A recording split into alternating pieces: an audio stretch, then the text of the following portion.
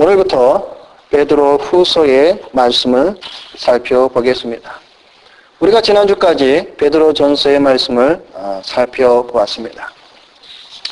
베드로 후서는 베드로 전서를 기록한 후에 약 3년이 지난 후에 베드로가 다시 쓴 서신입니다. 베드로 전서가 약 AD 64년경에 기록된 것으로 보아 이 베드로 후서는 AD 66년경을 이 베드로 후서가 기록이 되었다고 보고 있습니다. 사도 베드로가 왜 3년이 지난 후에 다시 이 베드로 후서를 왜 다시 이 펜을 들어야 되는 그런 상황이 되었는가 하는 그 상황을 우리가 잠깐 살펴보고자 하는 것입니다. 사도 베드로가 이 베드로 후서를 쓰게 된 이유는 우리가 지난 시간까지 보았던 베드로 전서는 주로 외부로부터 오는 박해, 다시 말해서 네로 황제나 도미티아노 황제, 이러한 외부로부터 오는 그러한 박해에 고난에 대처하기 위한 소망의 서신을 썼는 것이라고 볼 때에 이 베드로 후서는 안에 있는, 다시 말해서 내부의 문제에 대한 말씀을 이 사도 베드로가 쓰게 되는 상황이 되었다라는 것입니다. 크게 두 가지의 문제가 발생하였는데, 첫째는 부도덕적인 삶으로 경건하지 않는 신앙, 다시 말해서 거짓 선지자들과 거짓 선생들이 경건치 않는 방종과 타락과 호색과 연락의 이런 모습을 통해서 성도들로 하여금 믿음에서 경건에서 떨어뜨리게 하는 그러한 문제. 그 다음에 두 번째는 예수님의 재림을 부인하는 그러한 거짓 가르침이 이 성도들에게 들어왔기 때문에 사도 베드로는 이렇게 몰래 들어온 이들의 거짓 진리들을, 가르침들을 성도들로 하여금 분별하며 경각심을 가지기 위해서 이 베드로 후서를 기록을 하게 되었습니다. 외부의 이단은 내부의 이단보다 분별이 쉽습니다. 그러나 내부의 이단은 참 분별하기가 때로는 쉽지가 않습니다. 예를 들면 우리가 겉으로 드러나는 이단들 많이 있지 않습니까? 통일교, 여호와의 증인, 지금 한국에서 한참 말이 많은 신천지, 또 하나님의 교회, 안산홍 증인회, 구원파, 이런 많은 이단들은 사실 우리가 겉으로 드러나 있기 때문에 저들은 이단이다라고 우리가 쉽게 말을 할 수 있고 분별을 하게 됩니다. 그러나 광명한 천사와 같이 이 내부로 들어온 이 거짓 이단들은 우리가 때로는 구별하기가 쉽지가 않습니다. 광명한 천사로 가장한 개혁주의 또는 칼빈주의, 이런 모습으로 다가오기 때문에 성도들은 쉽게 분별하지를 못합니다. 그래서 잘못된 개혁주의나 칼빈주의에 빠진 자들은 사실 어떻게 보면 그 잘못된 자리에서 나오기가 더 어렵습니다. 베드로후서는 이와 같은 상황에 있음을 우리가 염두에 두고 우리가 1장, 2장, 3장을 앞으로 이제 살펴볼 텐데, 오늘 먼저 우리가 보는 말씀은 서론입니다. 1장에서 믿음을 가진 성도의 모습에 대해 베드로는 다시 상기를 시키고 있습니다.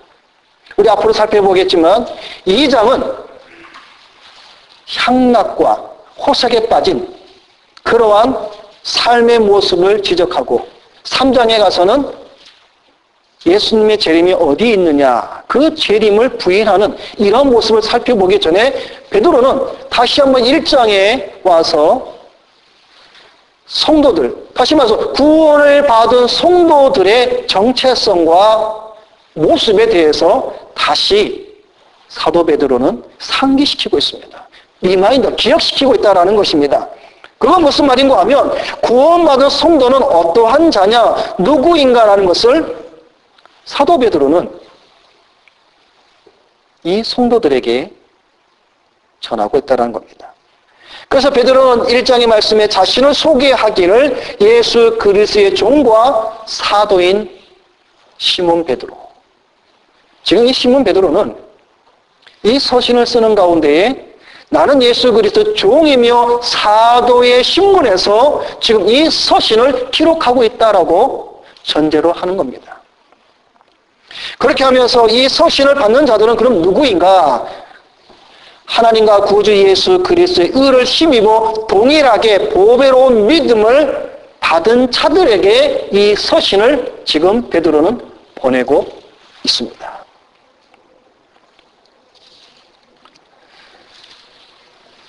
우리가 이 말씀을 보면 우리가 베드로 전서를 우리가 살펴보았듯이 비교할 수가 있습니다. 우리가 베드로 전서를 보면 베드로가 구원받은 성도들에 대해서 정체성을 세 가지로 분명하게 지적을 해 주었습니다. 뭡니까? 너희는 택하신 족속이요. 둘째는 왕 같은 제사장이요. 세 번째는 거룩한 나라에 소유된 하나님의 백성이라고 베드로는 구원받은 성도들에 대해서 분명한 정체성을 설명을 해주고 있었습니다. 마찬가지로 오늘 이 베드로 후서에 와서도 베드로는 구원받은 성도들이 누구인가라는 것을 다시 한번 설명을 해주고 있습니다. 1장에서는 이 베드로는 구원받은 성도들이 누구냐 하면 바로 보배로운 믿음을 가진 자요 신의 성품에 참여한 자가 바로 구원받은 지금 너희들이다라고 베드로는 말씀을 하고 있습니다. 사도 베드로는 보배로운 믿음을 우리와 같이 받은 자들에게 편지하노니. 자, 이 말씀이 이게 중요합니다. 여러분, 지금 베드로가 서신을 이 편지를 보냈는데 누구에게 보냈냐면 보배로운 믿음을 받은 자들인데 그 앞에 뭐라고 말씀을 해주고 있냐면 우리와 같이 받은 자. 우리와 같이. 즉 사도인 베드로 나와 같이 보배로운 믿음을 가진 지금 너희들에게 이 서신을 쓴다라고 말씀을 해주고 있습니다. 여러분 이것은 중요한 말씀 중에 하나입니다. 왜냐하면 여러분에게 하나 질문을 드립니다. 사도 베드로가 가졌던 그 믿음이나 오늘날 우리가 가져야 된 믿음, 이 믿음이 다릅니까? 아닙니다. 사도 베드로가 가졌던 믿음이나 오늘 우리가 참 성도라고 말할 때에 우리가 가진 그 믿음은 동일합니다. 다르지가 않습니다. 만일 사도 베드로가 가졌던 그 믿음이나 오늘 참 성도들이 가진 그 믿음이 다르다면 둘 중에 하나입니다. 그거는 사도 베드로가 틀렸다든지 아니면 오늘날 성도들이 가졌다고 하는 그 믿음이 틀렸다든지 둘 중에 하나입니다. 여기에 하나 더 플러스해서 그러면 사도들 베드로나 바울이나 마태나 이런 사도들이 가졌던 그 믿음이나 중간에 종교개혁자들이 가졌던 믿음이나 오늘날 참 성도들이 가졌던 이 믿음이 서로 다릅니까? 아닙니다. 같습니다. 사도들이 가진 믿음이나 종교개혁자들이 가진 믿음이나 오늘 참 성도들이 가진 그 믿음은 같습니다. 틀리지 않습니다. 사도 바울은 에베소서 4장에 이렇게 말씀을 해주고 있습니다. 몸이 하나이요 성령이 하나이니 이와 같이 너희가 부르심의 한 소망 안에서 부르심을 입었느니라. 주도 하나이요 믿음도 하나이요 세례도 하나이요 하나님도 하나이시니 곧 만유의 아버지시라. 만유 위에 계시고 만유를 통일하시고 만유 가운데 계시도다. 여러분, 우리가 믿는 하나님은 한 분이시기에 우리가 가진 믿음도 하나입니다. 둘이 될 수가 없습니다. 다시 말해서 사도들이 가졌던 믿음이나 종교개혁자들이 가졌던 믿음이나 오늘날 참 성도가 가진 그 믿음은 다르지가 않습니다. 동일한 고백과 동일한 신앙의 믿음의 고백이 같다라는 것입니다.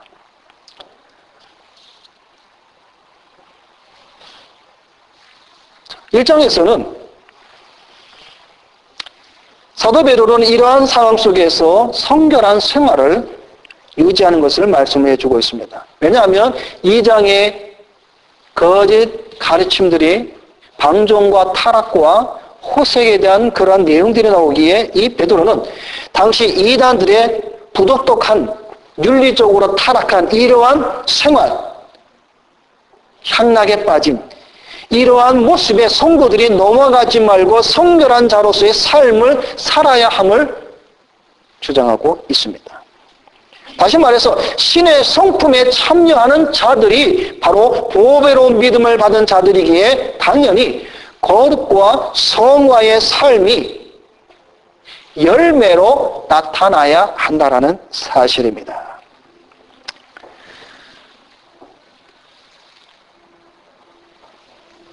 우리 영국의 우리 개혁자들 목사님 가운데 설교의 황태자라고 칭송을 하는 찰스 스펄전 목사님이 계십니다. 이 목사님은 이 신의 성품에 대해서 이렇게 말씀을 하셨습니다. 스펄전 목사님은 말하기를 신의 성품에 참여하는 자가 되는 것이 하나님이 되는 것은 아니다. 그것은 결코 있을 수 없는 일이다. 피조물은 결코 하나님의 본질에 참여할 수 없다. 하나님과 피조물 사이에는 본질적으로 하나의 심연이 놓여 있는데 그러나 최초의 인간 아담이 하나님의 형상을 따라 지음을 받은 것 같이 우리도 성령에 의해 중생할 때 거듭날 때 영적인 의미에서 지존자의 형상을 따라 지음을 받으며 신의 성품에 참여하는 자가 된다라고 말씀을 하고 있습니다. 그래서 이 스펄전 목사님 더 나아가서 말씀하기를 우리는 그리스도와 결혼을 하였기에 우리는 그리스도와 하나가 되는 것이다. 따라서 신의 성품에 참여하게 된 사람들은 다른 사람들과 교제할 때에 고귀하고 거룩한 관계를 드러내게 된다는 것을 기억하라. 정욕으로 말미암아 이 세상에서 썩어질 것을 피하였다는 사실을 날마다 말과 행동으로 나타내자라고 말씀을 하였습니다. 자, 여러분 신의 성품, 신의 성품에 참여한다고 해서 우리가 사람이 하나님이 되는 것이 아닙니다. 혹 이 말에 오해하여서 하나님과 같이 된다는 주장을 하는 사람들이 있습니다. 신일 합일, 신과 하나가 되는 그러한 사상. 이런 사상들은 이단 종교들이 주로 많이 가지고 있는데 그들은 신일 합일 사상을 많이 주장하고 있습니다. 여러분 예를 들면 몇 년 전에 한국의 관상기도의 유행을 일으켰던 그 한 교회가 있었죠. 관상기도. 관상기도가 결국은 뭐냐면 신일 합일의 기도입니다. 그 다음에 우리가 또 하나 들면 뉴에이지 사상이 바로 신일 합일의 사상입니다. 한국의 멀지각한 몇몇 사람들이 20세기에 최고의 영성을 가진 자라고 칭송을 한 헨리 나우엔. 여러분 헨리 나우엔은 제가 늘 말씀을 드리지만 경건한 신앙이 아닙니다. 그는 동성애자요. 그는 뉴에이지의 사상이며 신일 합의를 가진 비기독교적인 거짓 사람입니다. 그런데 한국의 멀지각한 일부 사람들이 이 헨리 나우엔을 최고의 영성가로 그를 따르고 그에게 빠져 그의 책을 많이 읽습니다. 그의 가르침은 성경에서 일치되는 부분이 하나도 없습니다. 여러분, 유럽에 정말 참 개혁의 신앙을 가지고 목회하시고 신학을 하시는 분들이 어느 누구 한 사람도 헨리 나우엔을 칭송하는 자가 아무도 없습니다. 한국에 잘못 알려져서 이 헨리 나우엔이 최고 영성가로 알려져 있는데 심각한 상황입니다. 여러분, 독이라는 것은 우리가 알고 먹으면 죽지만 모르고 먹어도 죽습니다. 헨리 나우엔은 우리의 신앙에 있어서 독과 같은 존재입니다. 이들의 가르침은 다 비진리이며 비성경적입니다. 그 외에도 얼마나 많이 있습니까?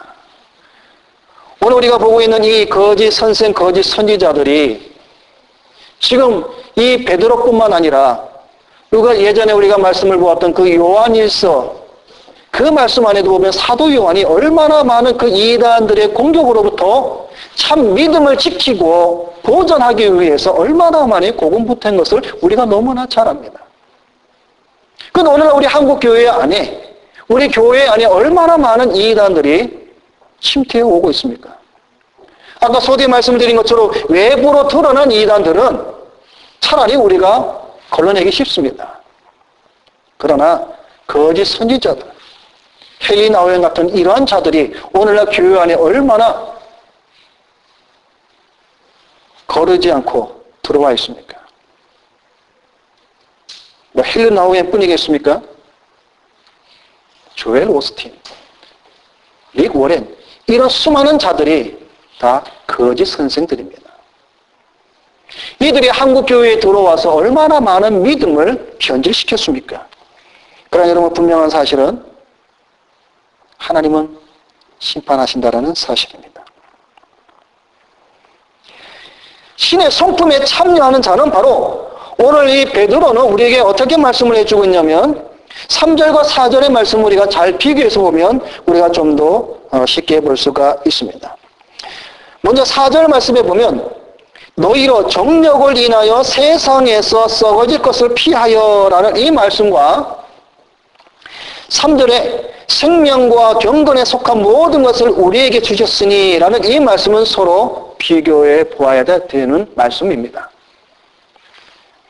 자, 먼저 4절에 정력과 세상에서 썩어질 것. 자,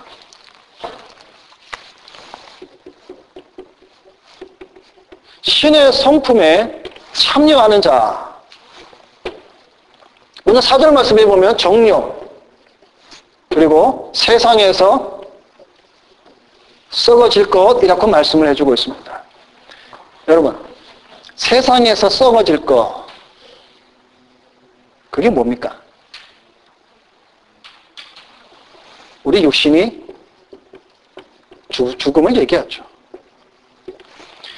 우리 몸은 언젠가 다 썩습니다. 죽어버린다는 것이죠. 자, 그런데 3절 말씀에 보면 경건과 대개되는 그런 말씀으로 경건이 나오죠. 썩어질 것은 생명으로 말씀을 해주고 있습니다. 신의 성품에 참여하는 자는 보배로운 믿음을 가진 자인데 그 보배로운 믿음을 가진 자는 누구냐? 정욕을 피하고 경건한 삶을 사는 자요. 썩어질 세상에서 썩어질 이 육신, 이것을 위해서 살아가는 자가 아니라 생명을 위해서 살아가는 자라. 신의 성품에 참여한 자가 바로 구원받은 바로 너희들이다라고 베드로는 말씀을 해주고 있습니다. 여러분, 우리가 눈을 잠시 들어서 오늘날 이 세상을 살아가는 우리 주변의 사람들을 한번 잘 살펴보시기 바랍니다. 이른 아침 새벽부터 밤늦게까지 열심히 살아갑니다. 무엇을 위해서 살아갑니까? 오늘날의 신은 만몬입니다. 돈입니다. 오늘 세상에 많은 사람들의 목적은 오직 돈입니다. 물질이죠. 그 물질을 향해서 이런 새벽부터 밤늦게까지 열심히 살아갑니다. 자, 그런데 그들이 그 바라고 소망하는 그 돈, 그 물질을 성취하는 그 목적이 뭡니까? 바로 정욕입니다. 마태도 말씀해 준 것처럼 무엇을 먹을까? 무엇을 입을까? 무엇을 마실까?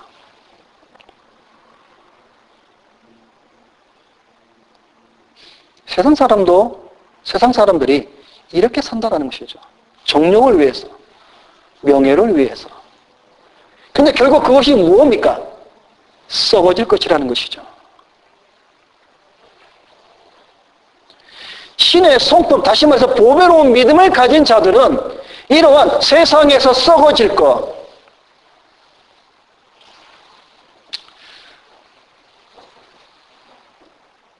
이 자리에 우리 청년들이 앉아있는데 우리 청년들이 아마 나름대로 앞으로의 그 비전이 있을 겁니다. 내가 지금 이렇게 공부를 하는 목적이 앞으로 좋은 대학을 나와서 좋은 직장에 취직을 하고 또 좋은 사람을 만나서 좋은 결혼을 하고 행복하게 사는 것.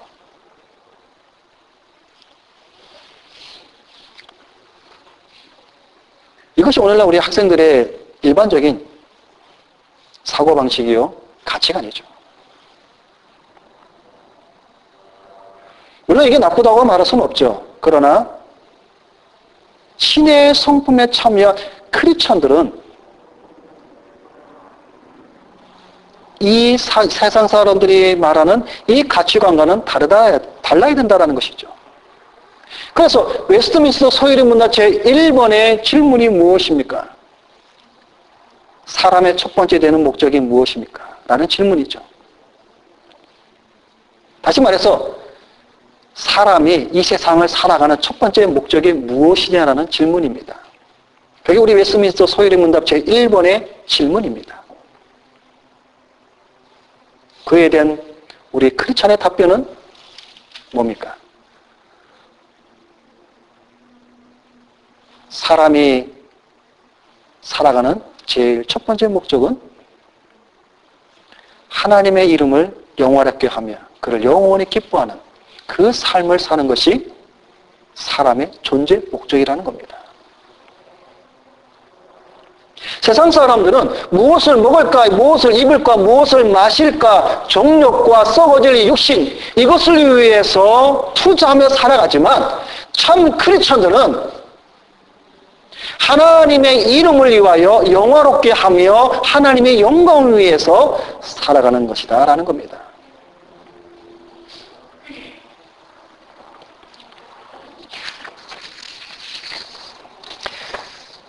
이렇게 신의 성품에 참여하는 자는 오늘 베드로는 좀 더 구체적으로 말씀을 합니다. 어떤 모습으로 나와야 되느냐 하면 오늘 말씀해 보면 믿음의 덕의 지식을, 지식의 절제를, 절제의 인내를, 인내의 경건의 형제 우애를, 형제 우애의 사랑을 더한다라고 말씀을 해주고 있습니다. 그런데 이와 같은 것들이 없는 자는 천국을 바라보지 못하는 소경과 같고 하나님께서는 그의 옛 죄들을 깨끗게 해 주셨음을 잊어버린 자와 같다라고 베드로는 지적하고 있습니다.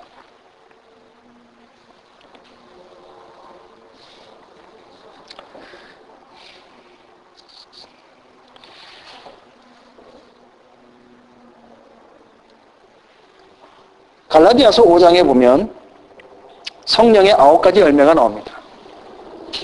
거기 9가지 열매를 보면 사랑과 희락과 화평과 오래 참음과 자비와 양성과 충성과 온유와 절제니 이와 같은 것을 금지할 법이 없느니라. 이런 9가지의 법이 나옵니다. 열매. 근데 이 9가지 열매나 지금 이 사도 베드로가 말한 이 신의 성품에 참여하려 하는 자가 가지는 이러한 성품에 대하고는 서로 비슷합니다. 어떻게 보면 동일하다고 말씀을 할 수가 있습니다. 자, 이러한 신의 성품에 참여하는 자는 더 한 발짝 나아가서 게으르지 않고 열매 없는 자가 아니다라고 말씀을 해주고 있습니다. 열매. 여러분, 우리 크리스찬의 삶에 있어서 가장 중요한 것 중 하나가 바로 열매입니다. 포도나무에서 포도가 열리고 무화과나무에서 무화과나무가 열리죠. 그래서 우리나라 속담에 이런 말이 있죠. 그죠? 콩 심은 데 콩 나고 팥 심은 데 팥 난다는 말이 있습니다. 참 성도는 참 열매가 맺게 되어져 있습니다. 거짓 성도는 참 열매를 맺을 수가 없습니다.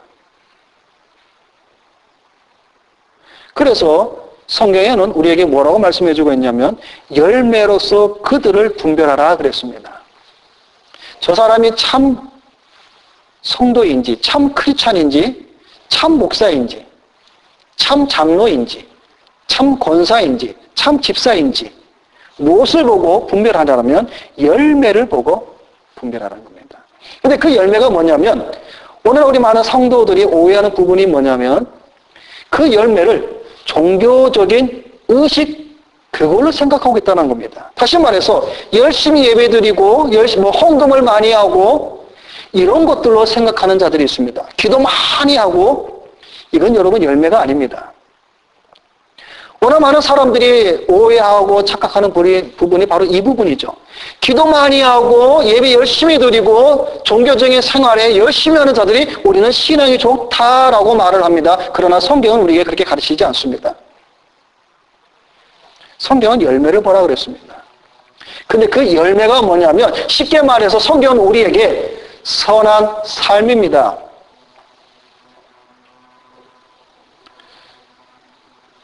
그 선한 삶이 무엇입니까? 우리의 착한 행실입니다.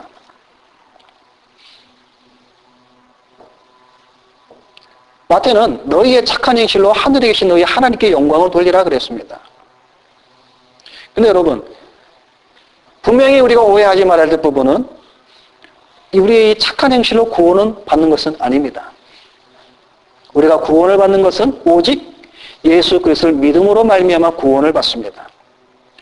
믿음으로 말미암아 구원을 받은 성도들은 당연히 착한 행실로 삶이 나타난다는 말입니다. 여러분 오해하지 마시기 바랍니다. 우리의 선한 행위로 구원은 못 받습니다. 우리가 왜 선한 행위, 착한 행실을 해야 되느냐? 하나님으로부터 구원받은 백성이기에 우리는 선한 행위를 해야 한다는 겁니다.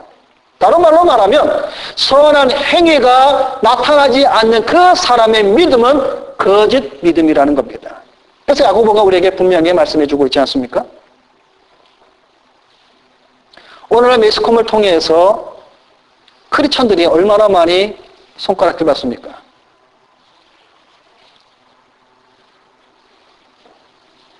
이 주 전에 신문을 보니까 우리나라 대형교회, 강남에 있는 한 대형교회가 1년에 약 1조 원 정도 되는 헌금이 들어온답니다. 1년에. 어마어마하죠?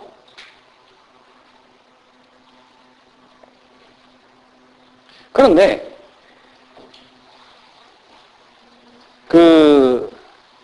여러 가지 많은 이제 말들이 있는데 그 가운데 대형 교회들이 제일 숨기고 싶은 부분이 어떤 부분이냐면 교회 재정이랍니다. 교회 재정을 밝히기가 어렵다는 거죠. 그럼 둘 중에 하나겠죠. 왜 어렵겠습니까?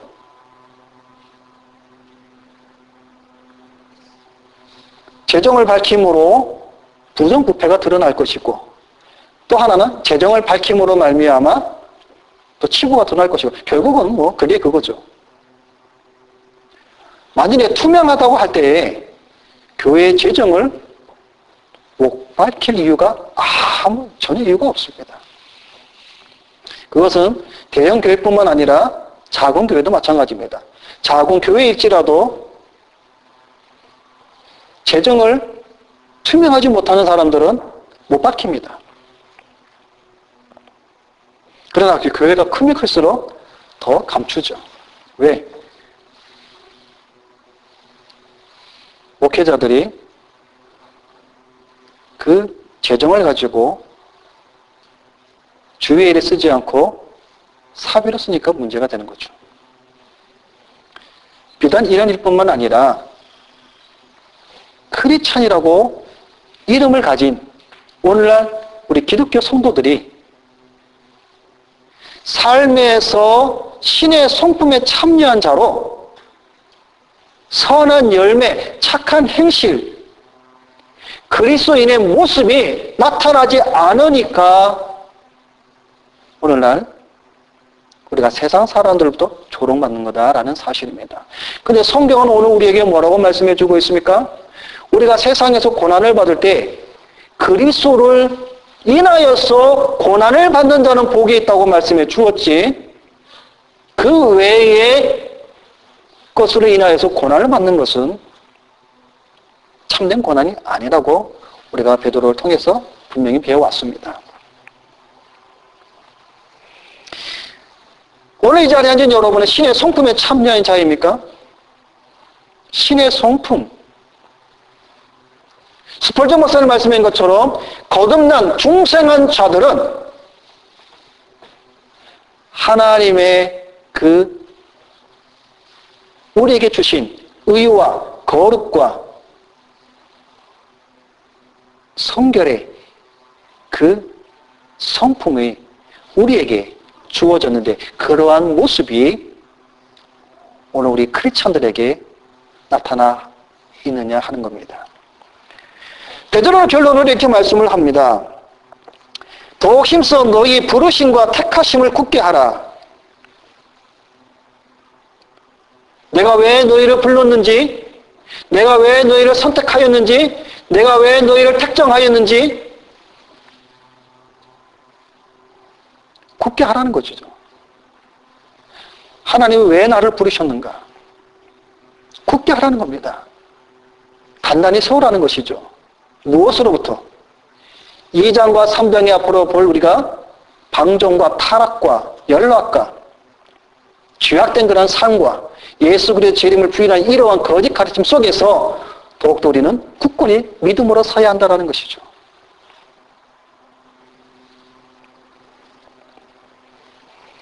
이렇게 할 때에 우리 주 곧 구주 예수 그리스도의 영원한 나라에, 다시 말해서 하나님의 나라 천국에 넉넉히 들어가게 될 것을 우리에게 말씀을 해주고 있습니다.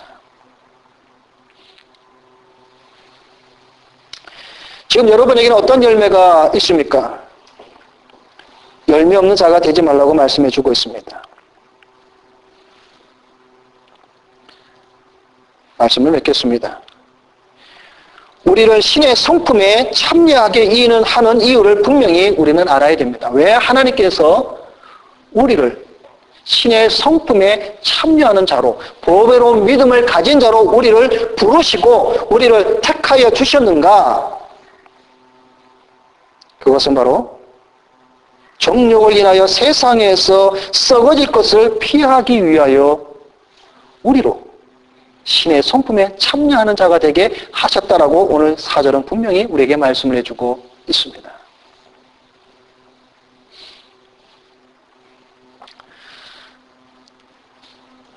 여러분, 우리 그 가치관이라 그러죠? 가치관이 변하면요, 모든 것이 보는 게 다 달라집니다. 그죠?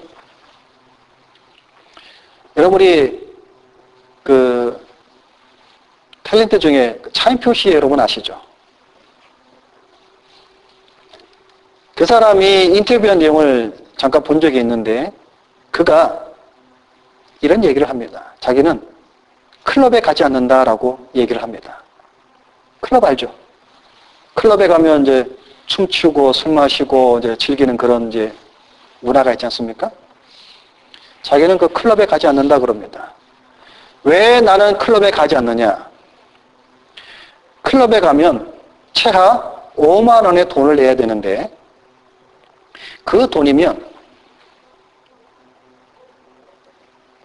아프리카에 굶어 죽어가는 애들 수백 명을 살릴 수 있기 때문에 자기는 안 간다라고 말을 합니다.